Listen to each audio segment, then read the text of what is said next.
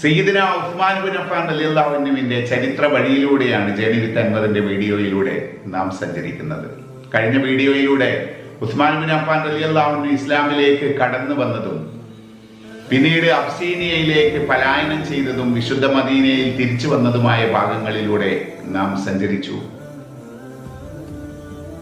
വിശുദ്ധ മദീനയിൽ റുഖിയ റളിയല്ലാഹു അൻഹ വളരെ സീരിയസ് ആയ അവസ്ഥയിൽ ഹിജ്റ 2-ാം വർഷം, അതേ സമയമാണ് ബദർ യുദ്ധം നടക്കുന്നത്. ബദർ യുദ്ധത്തിൽ പങ്കെടുക്കാൻ സാധിക്കാതെ റസൂലുള്ളാഹി സ്വല്ലല്ലാഹു അലൈഹി വസല്ലം തന്റെ ഭാര്യ റുഖിയ റളിയല്ലാഹു അൻഹയെ ശുശ്രൂഷിക്കാൻ വേണ്ടി മദീനയിൽ തന്നെ ഉസ്മാൻ ബിൻ അഫ്ഫാൻ റളിയല്ലാഹു അൻഹുവിനെ നിർത്തുന്നു. പിന്നീട് ഭാര്യ വഫാത്താവുന്നു. റസൂലുള്ളാഹിന്റെ 2ാമത്തെ മകളെ വിവാഹം കഴിക്കുന്നു. റസൂലുള്ളാഹ് അബൂബക്കർ സിദ്ദീഖ് റളിയല്ലാഹു അൻഹു, ഉമറുൽ ഫാറൂഖ് റളിയല്ലാഹു അൻഹു എന്നിവർക്ക് ശേഷം 3ാമത്തെ ഖലീഫയായി ഉസ്മാൻ ബിൻ അഫ്ഫാൻ റളിയല്ലാഹു അൻഹു സ്ഥാനമേൽക്കുന്നു. ആ ഭാഗങ്ങളിലൂടെ നമുക്ക് ചർച്ച ചെയ്യാം. ചരിത്രത്തിന്റെ 2ാം ഭാഗമായ വീഡിയോയിലേക്ക് നമുക്ക് കിടക്കാം.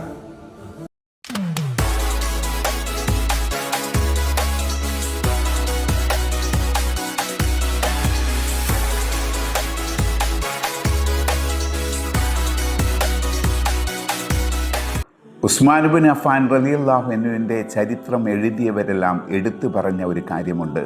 വിശുദ്ധ ഖുർആനിനോടുണ്ടായിരുന്ന അളവറ്റ സ്നേഹം. വിശുദ്ധ ഖുർആൻ പാരായണം ചെയ്യുന്നത് കേട്ടാൽ അവിടെ നിൽക്കും. സ്വന്തമായി ഓതുകയാണെങ്കിലോ പരിസരം മറന്നുപോകും. ആയത്തിലെ ആശയങ്ങളുമായി ഇഴകിച്ചേർന്നു പോകും. പാരായണം തുടർന്നുകൊണ്ടേയിരിക്കും. മണിക്കൂറുകൾ കടന്നു പോയാലും അറിയില്ല. മക്കയിൽ എഴുത്തും വായനയും അറിയാവുന്നവരിൽ ഒരാളായിരുന്നു ഉസ്മാൻ ബിൻ അഫ്ഫാൻ റളിയല്ലാഹു അൻഹു. വിശുദ്ധ ഖുർആൻ വചനങ്ങൾ എഴുതാൻ കഴിവുള്ള ആളായിരുന്നു. ഖുർആൻ ശേഖരിക്കപ്പെടുമെന്നും ഗ്രന്ഥരൂപത്തിലാക്കണമെന്നും അഭിപ്രായം ഉയർന്നത് 1ാം ഖലീഫയുടെ കാലഘട്ടമായിരുന്നു. ഉസ്മാൻ ബിൻ അഫ്ഫാൻ റളിയല്ലാഹു അൻഹുവിനെ വളരെയേറെ സന്തോഷിപ്പിച്ച സംഭവമായിരുന്നു അത്. വിശുദ്ധ ഖുർആൻ മനഃപ്പാഠമാക്കിയവർ പല രാജ്യങ്ങളിലും എത്തി. അവർ ജനങ്ങളെ ഖുർആൻ പഠിപ്പിച്ചു. പുതിയ രാജ്യങ്ങൾ ഖലീഫമാർക്ക് കീഴടങ്ങി. അവിടുത്തെ ജനങ്ങൾ ഇസ്ലാം മതം സ്വീകരിച്ചു. ഹിജ്റ 2ാം വർഷം പല പ്രധാന സംഭവങ്ങളും നടന്ന വർഷമാണ്.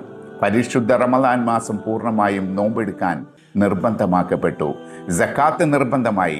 ചെറിയ പെരുന്നാളും വലിയ പെരുന്നാളും വന്നു. ഫിത്ർ സക്കാത്ത് വന്നു. ഉളുഹിയത്ത് വന്നു. ഹിജ്റ 2ാം വർഷത്തിൽ ബദർ യുദ്ധവും നടന്നു. ബദർ വല്ലാത്ത പരീക്ഷണമായിരുന്നു. വിഭവങ്ങൾ കുറവാണ്, ആയുധങ്ങൾ കുറവ്, ആളുകൾ കുറവ്.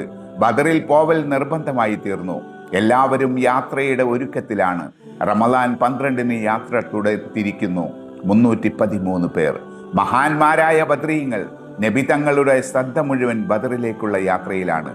മദീനയിലെ ഒരു ചെറിയ വീട്, വൃത്തിയും ഭംഗിയുമുള്ള വീട്. ഒരു കട്ടിലിൽ അവശയായി കിടക്കുന്നു വീട്ടുകാരി. ആരാണ് വീട്ടുകാരി? നബി തങ്ങളുടെ ഓമന പുത്രി റുഖിയ റളിയല്ലാഹു അൻഹ. രോഗം ശരീരത്തെ നന്നായി ബാധിച്ചു. അവശയായി പോയി. എന്തൊരു ക്ഷീണം! ഭർത്താവ് ഉസ്മാൻ റളിയല്ലാഹു അൻഹു ഉത്കണ്ഠാകുലനാണ്. എല്ലാവരും ബദറിലേക്ക് പുറപ്പെടുകയാണ്. തനിക്കും പോവണം, പടപൊരുതണം. ഒന്നുകിൽ വിജയം, അല്ലെങ്കിൽ വീര രക്തസാക്ഷിയാവുക. എങ്ങനെ പോവും? ഭാര്യയുടെ കിടപ്പ് കണ്ടില്ലേ? യുദ്ധ ഫണ്ടിലേക്ക് സംഭാവന കൊടുത്തിട്ടുണ്ട്. അതുപോരല്ലോ, പടക്കടത്തിൽ ഇറങ്ങണ്ടേ, പൊരുതേണ്ടേ? ഉപ്പയെ കണ്ടുവരട്ടെ. അത്രയും പറഞ്ഞ് ഉസ്മാൻ റളിയല്ലാഹു അൻഹു വീട്ടിൽ നിന്നിറങ്ങി. നബി തങ്ങളുടെ സമീപത്തേക്ക് ധൃതി പിടിച്ചു വന്നു. റുഖിയ റളിയല്ലാഹു അൻഹയുടെ വിവരങ്ങൾ പറഞ്ഞു. റുഖിയയുടെ നില ഗുരുതരമാണ്. ഉസ്മാൻ റളിയല്ലാഹു അൻഹു നന്നായി പരിചരിച്ചുകൊള്ളൂ. യുദ്ധത്തിന് വരേണ്ട. പ്രവാചകൻ സല്ലല്ലാഹു അലൈഹി വസല്ലമ അരുൾ ചെയ്തു.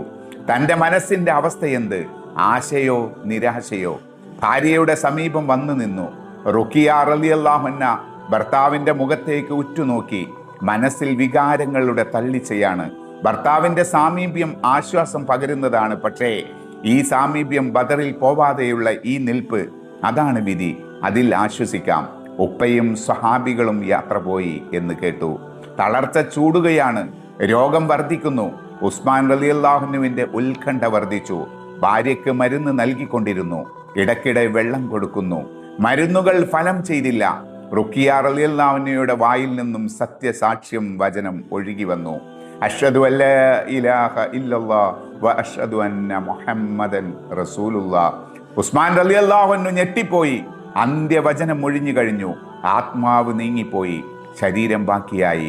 ശരീരം തുണി കൊണ്ട് മൂടി. സ്ത്രീകൾ വന്നുകൂടി. മരണാനന്തര കർമ്മങ്ങൾക്ക് തുടക്കമായി. ആരെയും കാത്തിരിക്കാനില്ല. ഇന്നാ ലില്ലാഹി വ ഇന്നാ ഇലൈഹി റാജിഊൻ. പടക്കളത്തിലേക്ക് പോയവരുടെ ഒരു വിവരവും അറിയില്ല. മനസ്സുകളിൽ ഉത്കണ്ഠയാണ്. ജൂതന്മാർ അർത്ഥം വെച്ച് നോക്കുന്നുണ്ട്. എല്ലാം ബദറിൽ തീരും. ആ നോട്ടങ്ങൾ അതാണ് സൂചിപ്പിക്കുന്നത്.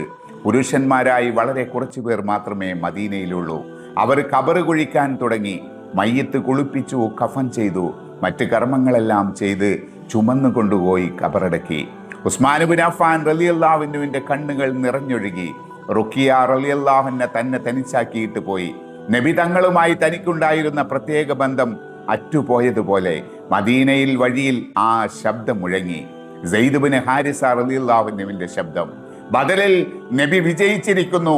മക്കാ മുശ്രിക്കുകളുടെ നേതാക്കൾ വധിക്കപ്പെട്ടു. ആളുകൾ ശബ്ദം കേട്ട ഭാഗത്തേക്ക് ഓടി. നബി തങ്ങളുടെ ഒട്ടക പുറത്തിരുന്നു കൊണ്ടാണ് വിളിച്ചു പറയുന്നത്. മുശ്രിക്കുകളിൽ പലരെയും ബന്ദികളാക്കിയിട്ടുണ്ട്. നബി തങ്ങൾ സുരക്ഷിതനാണ്. ഏതാനും ദിവസങ്ങൾക്കുള്ളിൽ ബന്ദികളെയും കൊണ്ട് മദീനയിൽ എത്തിച്ചേരുന്നതാണ്. നിമിഷ നേരത്തേക്ക് ഉസ്മാൻ ഇബ്നു അഫ്ഫാൻ റളിയല്ലാഹു അൻഹു കോരിത്തരിച്ചുപോയി. ദിവസങ്ങളായി മനസ്സിൽ തളം കെട്ടി നിന്ന കടുത്ത ദുഃഖം മറന്നുപോയി. കണ്ണുകൾ തിളങ്ങി, മുഖം പ്രസന്നമായി. അൽഹംദുലില്ലാ, എന്നും എപ്പോഴും അള്ളാഹുവിന് സ്തുതി. ബദർ യുദ്ധത്തിന്റെ വിശദ വിവരങ്ങൾ ലഭിക്കണം. സെയ്ദ് ഇബ്നു ഹാരിസ റളിയല്ലാഹു അൻഹു ബദർ യുദ്ധ വിവരണം നൽകി. കേൾക്കുന്തോറും മനസ്സ് കോരിത്തരിക്കുകയാണ്. ആണുങ്ങളിൽ നിന്നും പെണ്ണുങ്ങളിലേക്ക്, ഉമ്മമാരിൽ നിന്നും കുട്ടികളിലേക്ക്, വീടുകളിൽ നിന്ന് വീടുകളിലേക്ക് ബദർ യുദ്ധ വിവരങ്ങൾ നീങ്ങുകയാണ്. യഹൂദികൾ അമ്പരന്നു. അവർ അമ്പരപ്പോടെ സംസാരിച്ചു. ഇത് അതിശയകരം തന്നെ. ദിവസങ്ങൾ നീങ്ങി. നബി തങ്ങൾ മടങ്ങിയെത്തി. ജന്നത്തുൽ ബഖീയിൽ വന്നു. മകളുടെ ഖബറിനരികിൽ നിന്നു. സ്നേഹനിധിയായ പിതാവിന്റെ ദുഃഖം. മകൾക്ക് വേണ്ടി പ്രാർത്ഥിച്ചു. കണ്ണീരോടെ സലാം ചൊല്ലി പിരിഞ്ഞു. റുഖിയ റളിയല്ലാഹു അൻഹയുടെ ഉമ്മ ഖദീജ റളിയല്ലാഹു അൻഹ മക്കയിൽ തന്നെ മരണപ്പെട്ടിരുന്നു. മക്കയിലാണ് ഖബറ്.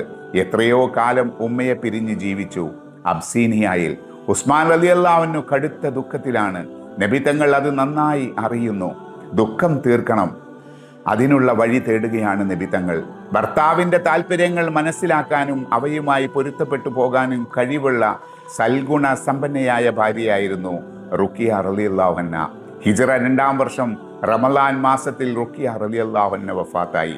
റുഖിയ റളിയല്ലാഹു അൻഹയുടെ സഹോദരി ഉമ്മു കുൽസൂം റളിയല്ലാഹു അൻഹ ഉസ്മാൻ റളിയല്ലാഹു അൻഹു വിവാഹം ചെയ്തു കൊടുക്കാൻ നിശ്ചയിച്ചു. മദീനയിൽ അതൊരു സന്തോഷ വാർത്തയായിരുന്നു. അനുഗ്രഹീതമായ വിവാഹം. ഹിജ്റ 3-ാം വർഷത്തിൽ ഉസ്മാൻ ഇബ്നു അഫ്ഫാൻ റളിയല്ലാഹു അൻഹു പ്രവാചകന്റെ മറ്റൊരു മകൾ ഉമ്മു കുൽസൂം റളിയല്ലാഹു അൻഹുവിനെ വിവാഹം ചെയ്തു. നബി തങ്ങളുടെ 2 പുത്രിമാർ. അവർ 2 പ്രകാശങ്ങൾ സിദ്ധിച്ച സൗഭാഗ്യവാൻ. ഉസ്മാൻ ഇബ്നു അഫ്ഫാൻ റളിയല്ലാഹു അൻഹുവിന് ഒരു സ്ഥാനപ്പേര് കിട്ടി, ദുന്നൂറൈൻ. ഹിജ്റ 9-ാം വർഷം വരെ ദമ്പതികൾ മാതൃകാ ജീവിതം നയിച്ചു. സ്നേഹവും വാത്സല്യവും നിറഞ്ഞ 6 വർഷങ്ങൾ. ഉമ്മു കുൽസൂം റളിയല്ലാഹു അൻഹുവിന് രോഗം ബാധിച്ചു. ഉസ്മാൻ ഇബ്നു അഫ്ഫാൻ റളിയല്ലാഹു അൻഹു ഉത്കണ്ഠയായി. റുഖിയ റളിയല്ലാഹു അൻഹുവിന്റെ രോഗത്തിൽ നാളുകൾ വേദനിക്കുന്ന ഓർമ്മയായി മനസ്സിലുണ്ട്. അന്ന് പിതാവിനെ കാണാതെ മകൾ മരണപ്പെട്ടു. ഉമ്മു കുൽസൂമിന്റെ ശരീരം വാടിത്തളർന്ന മുഖം, വാടിയ പൂ പോലെ കിടക്കുന്നയാണവർ. മരണത്തിന്റെ കാലൊച്ച അടുത്തു വരികയാണ്. ഹിജ്റ 9 സംഭവ ബഹുലമായ വർഷമാണിത്. നബിതങ്ങളിൽ നിന്ന് തിരിയാൻ നേരമില്ല. എന്തെല്ലാം പ്രശ്നങ്ങൾ. ഷാബാൻ മാസം ദുഃഖത്തിന്റെ കാർമേഘങ്ങൾ വരികയാണ്. ഉമ്മു കുൽസൂം റളിയല്ലാഹു അൻഹ കലിമ ചൊല്ലി ഈ ലോകത്തോട് വിട പറഞ്ഞു. ഇന്നാ ലില്ലാഹി വ ഇന്നാ ഇലൈഹി റാജിഊൻ. മരണാനന്തര കർമ്മങ്ങളെല്ലാം നിർവഹിച്ചു. എല്ലാറ്റിനും നബി നേതൃത്വം നൽകി. ഖബറടക്കൽ കർമ്മം നിർവഹിക്കപ്പെട്ടു. നബി ഖബറിനരികിൽ ഇരുന്ന് മുഖം നിറയെ ദുഃഖം.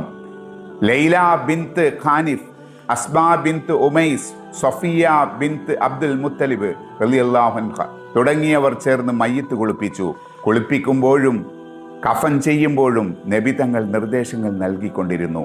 അലി റളിയല്ലാഹു അൻഹു, ഫളിൽ ഇബ്നു അബ്ബാസ് റളിയല്ലാഹു അൻഹു, ഉസാമത്ത് ബിൻ സയ്യിദ് റളിയല്ലാഹു അൻഹു എന്നിവർ മയ്യത്ത് ഖബറിലേക്ക് താഴ്ത്തി. ഉസ്മാൻ ഇബ്നു അഫ്ഫാൻ റളിയല്ലാഹു അൻഹു വീണ്ടും ദുഃഖിതനായി. അത് കണ്ട് നബിയുടെ പ്രതികരണം പ്രസിദ്ധമാണ്. ഓ ഉസ്മാൻ, നമ്മുടെ പക്കൽ 3-മതൊരു മകൾ കൂടി ഉണ്ടായിരുന്നെങ്കിൽ താങ്കൾക്ക് ഞാൻ വിവാഹം ചെയ്തു തരുമായിരുന്നു. ഉസ്മാൻ ഇബ്നു അഫ്ഫാൻ റളിയല്ലാഹു അൻഹുവിൻ്റെ സേവനം തിളങ്ങി നിന്ന ഒരു സംഭവം പറയാം. നബി തങ്ങളും സ്വഹാബികളും ഉംറ നിർവഹിക്കാനായി മക്കയിലേക്ക് പുറപ്പെട്ടു. ദുൽഖഅദ് മാസത്തിലായിരുന്നു യാത്ര. ബലിമൃഗങ്ങൾ കൂടെയുണ്ടായിരുന്നു. ഉംറയുടെ വേഷം. അറബികൾ യാത്രയിൽ ഒരു വാൾ കരുതാറുണ്ട്. അത് ഉറയിൽ തന്നെ കാണും, പുറത്തെടുക്കേണ്ടി വരില്ല. ആ വാൾ മാത്രമേ കൈവശമുള്ളൂ. തീർത്ഥാടകരാണെന്ന് കാണിക്കാൻ വേണ്ടിയായിരുന്നു അത്. യുദ്ധത്തിന് പോകുന്നവരല്ല, ആയുധങ്ങളില്ല. ഹുദൈബിയ എന്ന സ്ഥലത്തെത്തി. നബി തങ്ങളുടെ ഒട്ടകം അവിടെ മുട്ടുകുത്തി. ചിലർ ഒട്ടകത്തെ എഴുന്നേൽപ്പിക്കാൻ നോക്കി. നബി അവരോട് പറഞ്ഞു, നിർദ്ദേശം കിട്ടിയ ഒട്ടകമാണത്, മുമ്പോട്ട് നീങ്ങാൻ കൽപ്പനയില്ല. അവിടെ തമ്പടിക്കാൻ നിർദ്ദേശിച്ചു. അനേകം തമ്പുകൾ ഉയർന്നു. മക്കയിൽ നിന്നും ദൂതന്മാർ വരികയും പോവുകയും ചെയ്തുകൊണ്ടിരുന്നു. ഞങ്ങൾ ഉംറ നിർവഹിക്കാൻ വന്നതാണ്, ഏറ്റുമുട്ടലിന് വന്നതല്ല. ഞങ്ങളെ മക്കയിൽ പ്രവേശിക്കാൻ അനുവദിക്കണം. ഖുറൈശികൾ അനുവദിച്ചില്ല. സംഭാഷണങ്ങളൊന്നും ഫലം ചെയ്തില്ല. ഒടുവിൽ മക്കയിലേക്ക് ഒരു പ്രത്യേക ദൂതനെ അയക്കാൻ നബി തങ്ങൾ തീരുമാനിച്ചു, ഉസ്മാൻ ഇബ്നു അഫ്ഫാൻ റളിയല്ലാഹു അൻഹു. അതൊരു വല്ലാത്ത ദൗത്യമായിരുന്നു. മനസ്സ് നിറയെ ശത്രുതയുമായി നിൽക്കുന്ന ഖുറൈശികളുടെ മുമ്പിലേക്കാണ് പോകുന്നത്. എന്തും സംഭവിക്കാം. മരിക്കാൻ തയ്യാറെടുത്തുകൊണ്ടാണ് പോകുന്നത്. ഖുറൈശികളെ സമീപിച്ചു. നബി തങ്ങളുടെ സന്ദേശം കൈമാറി. അദ്ദേഹം പറഞ്ഞു, ഞങ്ങൾ ഉംറ നിർവഹിക്കാൻ വന്നതാണ്, ഞങ്ങളെ അതിനനുവദിക്കണം. ഖുറൈശികളുടെ മറുപടി ഇങ്ങനെയായിരുന്നു, താങ്കൾക്ക് വേണമെങ്കിൽ തവാഫ് ചെയ്യാം, മറ്റാരെയും അനുവദിക്കില്ല. ഉസ്മാൻ ഇബ്നു അഫ്ഫാൻ റളിയല്ലാഹു അൻഹു ഇങ്ങനെ പ്രതികരിച്ചു, അള്ളാഹുവിൻ്റെ റസൂൽ സല്ലല്ലാഹു അലൈഹി വസല്ലം തവാഫ് ചെയ്യുന്നത് വരെ ഞാൻ തവാഫ് ചെയ്യില്ല. ഖുറൈശികളുടെ മനസ്സലിഞ്ഞില്ല. ഉസ്മാൻ ഇബ്നു അഫ്ഫാൻ റളിയല്ലാഹു അൻഹു പലരെയും കണ്ട് സംസാരിച്ചു. ഒന്നും ഫലവത്തായില്ല. ഇപ്പോൾ ഉസ്മാൻ ഇബ്നു അഫ്ഫാൻ റളിയല്ലാഹു അൻഹു ഖുറൈശികളുടെ മധ്യത്തിലാണ്. തടവിലായതുപോലെയായി. പലരും രോഷം പ്രകടിപ്പിക്കുന്നുണ്ട്. അതിനിടയിൽ മുസ്ലിം പാളത്തിൽ കിംവദന്തി പരന്നു. ഉസ്മാൻ ഇബ്നു അഫ്ഫാൻ റളിയല്ലാഹു അൻഹു വധിക്കപ്പെട്ടു. സ്വഹാബികൾ രോഷാകുലരായി മാറി. എന്തൊരു ധിക്കാരമാണിത്! നബി തങ്ങളും വിഷമിച്ചുപോയി. ഈ സന്ദർഭത്തിലാണ് സ്വഹാബികൾ മരണ പ്രതിജ്ഞ ചെയ്തത്. ഉസ്മാന്റെ മരണത്തിന് പ്രതികാരം ചെയ്യും, മരണം വരെ യുദ്ധം ചെയ്യും, യുദ്ധക്കളം വിട്ട് ഓടിപ്പോവില്ല. നബി തങ്ങളുടെ കരം പിടിച്ച് പ്രതിജ്ഞ ചെയ്തു. അപ്പോൾ ആ വാർത്ത വന്നു, ഉസ്മാൻ ഇബ്നു അഫ്ഫാൻ റളിയല്ലാഹു അൻഹു വധിക്കപ്പെട്ടിട്ടില്ല, സുരക്ഷിതനാണ്, തിരിച്ചു വരും. ഉത്കണ്ഠ നിറഞ്ഞ കാത്തിരിപ്പിനൊടുവിൽ ഉസ്മാൻ ഇബ്നു അഫ്ഫാൻ റളിയല്ലാഹു അൻഹു തിരിച്ചെത്തി. ഖുറൈശികളുടെ പ്രതിനിധിയും വന്നു. അങ്ങനെ സന്ധി വ്യവസ്ഥകൾ എഴുതിയുണ്ടാക്കി. പ്രത്യക്ഷത്തിൽ അപമാനകരമായ വ്യവസ്ഥകളാണ് സന്ധിയിലുള്ളതെന്ന് തോന്നാം. അള്ളാഹു ഉദ്ദേശിച്ചത് വ്യക്തമായ വിജയമാണ്. ഏതാനും വർഷങ്ങൾ കൊണ്ട് എല്ലാവർക്കും അത് ബോധ്യമാവുകയും ചെയ്തു. സന്ധി ഉണ്ടാക്കുന്നത് രണ്ട് ശക്തികൾ തമ്മിലാണ്. ഖുറൈശികൾ മുസ്ലിങ്ങളുമായി സന്ധി ഉണ്ടാക്കി. ഫലത്തിൽ മുസ്ലിങ്ങളെ ഖുറൈശികൾ ഒരു ശക്തിയായി അംഗീകരിക്കുകയായിരുന്നു. കുറച്ചു കാലത്തേക്ക് യുദ്ധമില്ല, യുദ്ധഭയമില്ലാതെ ജീവിക്കാം, മതപ്രചരണത്തിനും സാമൂഹിക ക്ഷേമ പ്രവർത്തനങ്ങളിലും വ്യാപ്തരാവാം. ഇത് തന്നെ ഒരു നേട്ടം തന്നെയല്ലേ? വലിയ നേട്ടങ്ങൾ പിന്നാലെ വന്നു ചേർന്നു. ഹുദൈബിയ സന്ധി ഖുറൈശികൾക്ക് വൻ പരാജയമായിട്ടാണ് കലാശിച്ചത്. ഇസ്ലാം അറേബ്യയിലാകെ പ്രചരിക്കാൻ അത് കാരണമായി തീർന്നു. പ്രവാചകൻ സല്ലല്ലാഹു അലൈഹി വസല്ലമയുടെ കാലം അവസാനിച്ചു.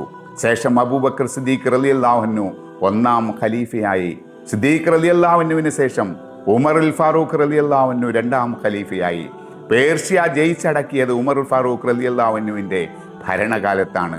പേർഷ്യൻ ജനത വിമോചിതരായി, സന്തോഷിച്ചു. അധികാരം നഷ്ടപ്പെട്ടവർ ശത്രുത മനസ്സിൽ ഒളിപ്പിച്ചു. അവരിൽ പലരും മദീനയിലെത്തി. അവരുടെ ഗൂഢ പദ്ധതിയായിരുന്നു പിന്നീട് ഉമറുൽ ഫാറൂഖ് റളിയല്ലാഹു അൻഹുവിൻ്റെ വധത്തിന് പിന്നിലെന്ന് ചില ചരിത്രകാരന്മാർ രേഖപ്പെടുത്തിയത് നമുക്ക് കാണാം. പേർഷ്യൻ വംശജനായ അബൂ ലുഅ്ലു ആണ് ഉമർ റളിയല്ലാഹു അൻഹുവിനെ വധിച്ചത്. ഉമർ റളിയല്ലാഹു അൻഹു വഫാത്താവുന്നതിന് മുമ്പ് തൻ്റെ പിൻഗാമിയെ തിരഞ്ഞെടുക്കാൻ 6 അംഗ സമിതിയെ ഏൽപ്പിച്ചു. 6 അംഗങ്ങൾ ഇവരായിരുന്നു: അലി ഇബ്നു അബീ ത്വാലിബ് റളിയല്ലാഹു അൻഹു, ഉസ്മാൻ ഇബ്നു അഫ്ഫാൻ റളിയല്ലാഹു അൻഹു, അബ്ദുറഹ്മാൻ ഇബ്നു ഔഫ് റളിയല്ലാഹു അൻഹു, സഅദ് ഇബ്നു അബീ വഖാസ് റളിയല്ലാഹു അൻഹു, സുബൈർ ഇബ്നുൽ അവ്വാം റളിയല്ലാഹു അൻഹു, തൽഹത്ത് ഇബ്നു സുബൈർ റളിയല്ലാഹു അൻഹു. 6 അംഗ സമിതി പലതവണ കൂടിയാലോചന നടത്തി. ഖലീഫയാവാൻ 3 പേർ നിർദ്ദേശിക്കപ്പെട്ടു: അലി റളിയല്ലാഹു അൻഹു, ഉസ്മാൻ ഇബ്നു അഫ്ഫാൻ റളിയല്ലാഹു അൻഹു, അബ്ദുറഹ്മാൻ ഇബ്നു ഔഫ് റളിയല്ലാഹു അൻഹു. അബ്ദുറഹ്മാൻ ഇബ്നു ഔഫ് റളിയല്ലാഹു അൻഹു ഇങ്ങനെ പ്രസ്താവിച്ചു: ഞാൻ സ്വയം പിൻവാങ്ങാം, നിങ്ങൾ 2 പേരിൽ ഒരാളെ ഞാൻ ഖലീഫയായി നിശ്ചയിക്കാം, സമ്മതമാണോ? സമ്മതമാണ്. ഇരുവരും സമ്മതിച്ചു. ആരെ ഖലീഫയാക്കും? വെറുതെ പറയാൻ പറ്റുമോ? ഒട്ടനേകം ആളുകളുമായി സ്വകാര്യ സംഭാഷണം നടത്തണം. 3 ദിവസങ്ങൾ തിരക്ക് പിടിച്ചതായിരുന്നു. അബ്ദുറഹ്മാൻ ഇബ്നു ഔഫ് റളിയല്ലാഹു അൻഹു വിശ്രമമില്ലാതെ അധ്വാനിച്ചു. ജനങ്ങൾക്കിടയിൽ അഭിപ്രായങ്ങൾ സ്വരൂപിക്കാൻ നോക്കി. പ്രമുഖന്മാർ, സേനാനായകന്മാർ, നബി പത്നിമാർ തുടങ്ങിയവരെല്ലാം സംസാരിച്ചു. ഒടുവിൽ അലി റളിയല്ലാഹു അൻഹുവിനെ സമീപിച്ചു. ചോദിച്ചു, താങ്കളെ ഞാൻ തിരഞ്ഞെടുക്കുന്നില്ലെങ്കിൽ പിന്നെ ആരെ തിരഞ്ഞെടുക്കണം? ഉസ്മാൻ ഇബ്നു അഫ്ഫാൻ റളിയല്ലാഹു അൻഹുവിൻ്റെ പേരാണ് അലി റളിയല്ലാഹു അൻഹു നിശ്ചയിച്ചത്. നേരെ ഉസ്മാൻ ഇബ്നു അഫ്ഫാൻ റളിയല്ലാഹു അൻഹുവിനെ സമീപിച്ച് ചോദിച്ചു, താങ്കളെ തിരഞ്ഞെടുക്കുന്നില്ലെങ്കിൽ പിന്നെ ആരെ തിരഞ്ഞെടുക്കണം? അലിയെ. ഉമർ റളിയല്ലാഹു അൻഹു വഫാത്തായി 3 ദിവസങ്ങൾ കഴിഞ്ഞു. 4-ാം ദിവസം സുബ്ഹി നമസ്കാരത്തിന് മസ്ജിദിൽ തിങ്ങി നിറഞ്ഞു. ഉസ്മാൻ ഇബ്നു അഫ്ഫാൻ റളിയല്ലാഹു അൻഹുവിനെ ഖലീഫയായി പ്രഖ്യാപിച്ചു. അബ്ദുറഹ്മാൻ ഇബ്നു ഔഫ് റളിയല്ലാഹു അൻഹു ബൈഅത്ത് ചെയ്തു. ജനങ്ങൾ കൂട്ടമായി ബൈഅത്ത് ചെയ്തു. അലി റളിയല്ലാഹു അൻഹുവും ബൈഅത്ത് ചെയ്തു. ജനങ്ങൾക്ക് ആശ്വാസമായി. അനിശ്ചിതത്വം നീങ്ങിയിട്ടുണ്ടല്ലോ. ഉസ്മാൻ ഇബ്നു അഫ്ഫാൻ റളിയല്ലാഹു അൻഹു മുസ്ലിം സമൂഹത്തിന് ചെയ്ത സേവനങ്ങൾ അവർ ഓർമ്മിച്ചു. ഖിലാഫത്ത് പദവിയിൽ ഏറ്റവും യോഗ്യനായ വ്യക്തി തന്നെ നിയോഗിക്കപ്പെട്ടു. സയ്യിദുനാ ഉസ്മാൻ ഇബ്നു അഫ്ഫാൻ റളിയല്ലാഹു അൻഹുവിന്റെ ചരിത്രത്തിന്റെ 2ാം ഭാഗം ഇവിടെ അവസാനിക്കുകയാണ്. ഇനിയും ചരിത്ര വഴിയിലൂടെ നമുക്ക് ഇനിയും സഞ്ചരിക്കാനുണ്ട്. ഉസ്മാൻ ഇബ്നു അഫ്ഫാൻ റളിയല്ലാഹു അൻഹുവിനെ ഖലീഫയായി തിരഞ്ഞെടുക്കുന്നു. ഉസ്മാൻ ഇബ്നു അഫ്ഫാൻ റളിയല്ലാഹു അൻഹുവിന് മുമ്പ് ഉമർ ഫാറൂഖ് റളിയല്ലാഹു അൻഹുവിന്റെ കാലഘട്ടത്തിൽ റോമൻ സാമ്രാജ്യം അടങ്ങിയിരിക്കുകയായിരുന്നു. പിന്നീട് ഉസ്മാൻ ഇബ്നു അഫ്ഫാൻ റളിയല്ലാഹു അൻഹു ഭരണത്തിൽ വന്നതോടുകൂടി അവർ വീണ്ടും യുദ്ധത്തിനൊരുങ്ങുന്ന ഭാഗങ്ങളും മറ്റുമായി നമുക്ക് അടുത്ത വീഡിയോയിലൂടെ ചർച്ച ചെയ്യാം. തൽക്കാലം നിങ്ങളോട് വിട പറയുന്നു. ചരിത്രത്തിന്റെ 3ാം ഭാഗവുമായി അടുത്തയാഴ്ച നമുക്ക് വീണ്ടും കാണാം.